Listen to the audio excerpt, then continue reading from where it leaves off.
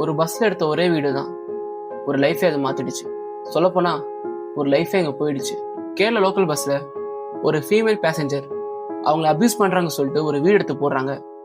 But அந்த வீடியோல கிளியரா பாத்தீங்கன்னா அந்த மேன் அவர் எங்கேயும் அபியூஸ் பண்ணல. அப்படி நிஜமாவே அவங்கள அபியூஸ் பண்றாங்கன்னா அந்த லேடி அந்த வீடியோ எடுத்து போகணும் அவசியமே இல்லை. ஒருத்தவங்க உங்களை அபியூஸ் பண்றாங்கன்னா நீங்க வீடியோ எடுப்பீங்களா இல்லை ப்ரொடெக்ஷன் பண்ணுவீங்களா? அவ்வளோ பேர் இருக்காங்க.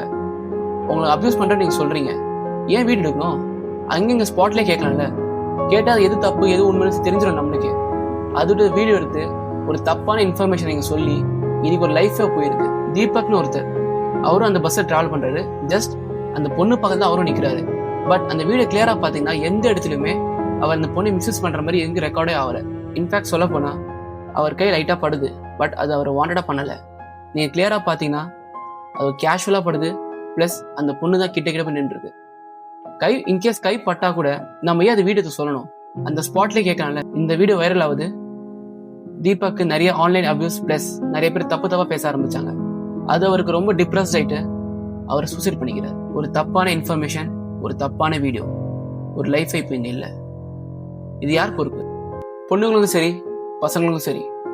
உங்களுக்கு ஏதாச்சும் அபியூஸ் நடந்துச்சுன்னா அது வீடியோன்னு அவசியம் இல்லை, ஸ்பாட்லேயே கேளுங்க. கடைசியா ஒன்று சொல்லிக்கிறேன், எந்த ஒரு விஷயத்துக்கும் தற்கொலை தீர்வாகாது.